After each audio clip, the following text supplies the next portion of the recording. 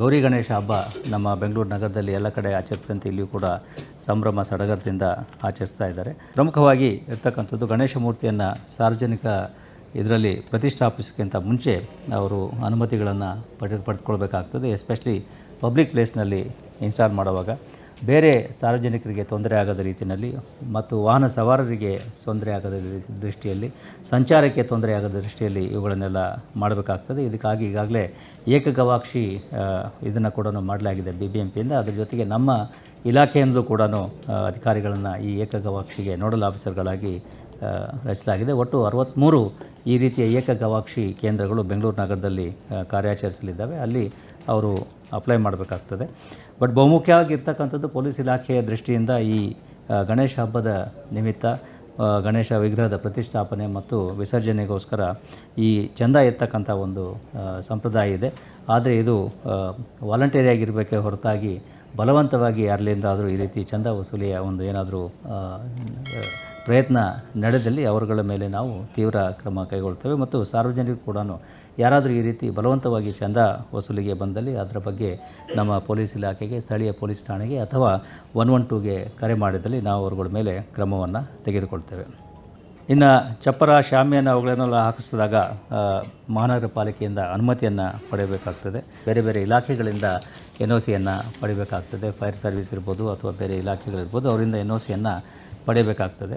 ಮತ್ತು ಈ ಫ್ಲೆಕ್ಸ್ ಮತ್ತು ಈ ಬ್ಯಾನರ್ಗಳು, ಬೋರ್ಡ್ಗಳು ಏನಿದ್ದಾವೆ ಅದಕ್ಕೆ ಮಾನ್ಯ ಉಚ್ಚ ನ್ಯಾಯಾಲಯದ ನಿರ್ದೇಶನ ಏನಿದೆ ಅದಕ್ಕೆ ಅನುಗುಣವಾಗಿರಬೇಕು. ಜೊತೆಗೆ BBMPಯವರು ಕೂಡ ಇದ್ರ ಬಗ್ಗೆ ಕೆಲವೊಂದು ಸೂಚನೆಗಳನ್ನು ಹೊರಡಿಸಿದ್ದಾರೆ. ಅದನ್ನು ಎಲ್ಲ ಈ ಗಣೇಶ ಮಂಡಳಿಯವರು ಪಾಲನೆ ಮಾಡಬೇಕಾಗ್ತದೆ. ಹಾಗೆಯೇ ಈ POP ಗಣೇಶಗಳ ಬಗ್ಗೆಯೂ ಕೂಡ ಮಾಲಿನ್ಯ ನಿಯಂತ್ರಣ ಮಂಡಳಿಯವರು ಕೆಲವೊಂದು ನಿಬಂಧನೆಗಳನ್ನು ವಹಿಸಿದ್ದಾರೆ. ಅದನ್ನು ಕೂಡ ಎಲ್ಲ ಮಂಡಳಿಯವರು ಅಥವಾ ಎಲ್ಲ ಗಣೇಶ ಇಡ್ತಕ್ಕಂಥ ಎಲ್ಲ ಸಾರ್ವಜನಿಕರು ಅದನ್ನು ಗಮನಿಸಬೇಕಾಗ್ತದೆ. ಜೊತೆಗೆ ಇನ್ನೊಂದು ಮುಖ್ಯವಾಗಿರ್ತಕ್ಕಂಥದ್ದು, ಈ ಆಯೋಜಕರ ಪರವಾಗಿ ಅಟ್ಲೀಸ್ಟ್ ಒಂದು 2 ವಾಲಂಟಿಯರ್ಸು ದಿನದ 24 ಗಂಟೆಗಳ ಕಾಲ ಆ ಗಣೇಶ ಕೂರಿಸ್ತಕ್ಕಂತಹ ಸ್ಥಳದಲ್ಲಿ ಇರಬೇಕಾಗ್ತದೆ.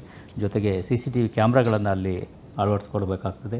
ಅಗ್ನಿಶಾಮಕ ಇದರ ಒಂದು ವ್ಯವಸ್ಥೆಯನ್ನು ಮಾಡಬೇಕಾಗ್ತದೆ. ಮತ್ತು ಯಾರು ಅಲ್ಲಿ ಇನ್ಚಾರ್ಜ್ ಇದ್ದಾರೆ ಅದರ ಒಂದು ಪದಾಧಿಕಾರಿಗಳ ವಿವರಗಳನ್ನು ಅಲ್ಲಿ ಡಿಸ್ಪ್ಲೇ ಮಾಡಬೇಕಾಗ್ತದೆ. ಮತ್ತು ಯಾವುದೇ ಫೈರ್ ಪ್ರಿಕಾಷನ್ ಸಾಕಷ್ಟು ತೆಗೆದುಕೊಳ್ಬೇಕಾಗ್ತದೆ. ಅಡುಗೆ ಮಾಡ್ತಕ್ಕಂಥ ಕಟ್ಟಿಗೆ, ಉರುವಲು, ಸೀಮೆ ಎಣ್ಣೆ ಇಂತಹ ಕಂಬಸ್ಟಿಬಲ್ ಐಟಮ್ಸನ್ನು ಅಲ್ಲಿ ಇಡಬಾರ್ದು ಅಂತ ಕೂಡ ನಾವು ಅಪೇಕ್ಷೆ ಪಡ್ತೇವೆ. ಮತ್ತು ಎಲೆಕ್ಟ್ರಿಸಿಟಿ ಬಗ್ಗೆ ಕೂಡ ಎಚ್ಚರ ವಹಿಸಬೇಕಾಗ್ತದೆ.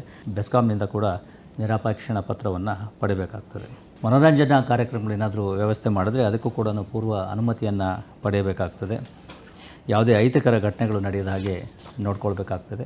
ಹಾಗೆಯೇ ಧ್ವನಿವರ್ಧಕಗಳ ಬಳಕೆಯ ಬಗ್ಗೆ ಈಗಾಗಲೇ ಸುಪ್ರೀಂ ಕೋರ್ಟ್ ಡೈರೆಕ್ಷನ್ ಇದೆ ಮತ್ತು ಸಾಕಷ್ಟು ಸರ್ಕಾರದಿಂದ ಗೈಡ್ಲೈನ್ಸ್ ಇದ್ದಾವೆ. ಅದಕ್ಕೆ ಅನುಗುಣವಾಗಿ ಬೆಳಗ್ಗೆ 6 ಗಂಟೆಯಿಂದ ರಾತ್ರಿ 10 ಗಂಟೆಯವರೆಗೆ ಮಾತ್ರ ಧ್ವನಿವರ್ಧಕಗಳನ್ನು ಉಪಯೋಗಿಸಲಿಕ್ಕೆ ಅವಕಾಶ ಇದೆ. ಅದನ್ನು ಸ್ಟ್ರಿಕ್ಟಾಗಿ ಕಂಪಲ್ಸರಿಯಾಗಿ ಪಾಲನೆ ಮಾಡಬೇಕು ಅಂತ ಕೇಳ್ಕೊಳ್ತೇವೆ. ಮತ್ತು ಹಿರಿಯ ನಾಗರಿಕರಿಗೆ, ಶಾಲಾ ಮಕ್ಕಳಿಗೆ ಮತ್ತು ಇತರರಿಗೆ ತೊಂದರೆ ಆಗದ ರೀತಿಯಲ್ಲಿ ಧ್ವನಿವರ್ಧಕಗಳ ಒಂದು ನಾಯ್ಸ್ ಲೆವೆಲ್ ಅಥವಾ ಸೌಂಡ್ ಲೆವೆಲ್ ಏನಿದೆ ಅದನ್ನು ಇಟ್ಕೊಳ್ಬೇಕಾಗ್ತದೆ. ಮತ್ತು DJ ಸಿಸ್ಟಮ್ಗಳನ್ನು ಉಪಯೋಗಿಸಲಿಕ್ಕೆ ಅನುಮತಿ ಇಲ್ಲ. ಮೆರವಣಿಗೆಗಳಲ್ಲಿರ್ಬೋದು ಅಥವಾ ಈ ಸ್ಥಳಗಳಲ್ಲಿ ಇರ್ಬೋದು. ಜೊತೆಗೆ ಈ ಮನೋರಂಜನಾ ಕಾರ್ಯಕ್ರಮಗಳಿದ್ದರೆ ಅವು ಕೂಡ ರಾತ್ರಿ 10 ಗಂಟೆಯ ಒಳಗಾಗಿ ಮುಕ್ತಾಯಗೊಳ್ಳಬೇಕಾಗ್ತದೆ. ಅದೇ ರೀತಿ ವಿಸರ್ಜನೆಗೆ ಸಂಬಂಧಪಟ್ಟ ಹಾಗೆಯೂ ಕೂಡ ಈಗಾಗಲೇ ಯಾವುದು ಹಿಂದೆ ನಾವು ತೀರ್ಮಾನ ಮಾಡಿದ್ದೀವಿ ರೂಟ್ಗಳು, ಅದೇ ರೂಟ್ಗಳಲ್ಲಿ ಹೋಗಬೇಕಾಗ್ತದೆ. ಅದನ್ನು ಬಿಟ್ಟು ಬೇರೆ ಕಡೆಗಳಲ್ಲಿ ಅವರು ಡೈವರ್ಷನನ್ನು ಮಾಡಬಾರ್ದು. ಮತ್ತು ಯಾವುದೇ ವಿವಾದಿತ ಸ್ಥಳಗಳ ಮೂಲಕ ಅಥವಾ ಪ್ರಾರ್ಥನಾ ಸ್ಥಳಗಳ ಮುಂದೆ ಹೋಗುವಾಗ ಎಚ್ಚರ ವಹಿಸಬೇಕಾಗ್ತದೆ. ಸಿಡಿಮದ್ದು ಮತ್ತು ಮೆರವಣಿಗೆ ಸಂಬಂಧದಲ್ಲಿ ಈ ಪಟಾಕಿಗಳನ್ನು ಸಿಡಿಸದೇ ಇರೋ ಹಾಗೆ ನೋಡ್ಕೋಬೇಕು. ಹಾಗೆಯೇ ಸ್ಥಳೀಯ ಪೊಲೀಸ್ ಠಾಣೆಯವರು ಮುಂಚೆನೇ ಆ ರೂಟನ್ನು ನಿರ್ಧಾರ ಮಾಡ್ತಾರೆ. ಅವರೊಂದಿಗೆ ಚರ್ಚೆ ಮಾಡಿ ಈ ರೂಟ್ಗಳನ್ನು ಅವರು ತೀರ್ಮಾನ ಮಾಡ್ಕೋಬೇಕು ಅಂತ ನಾವು ಕೇಳ್ಕೊಳ್ತೇವೆ.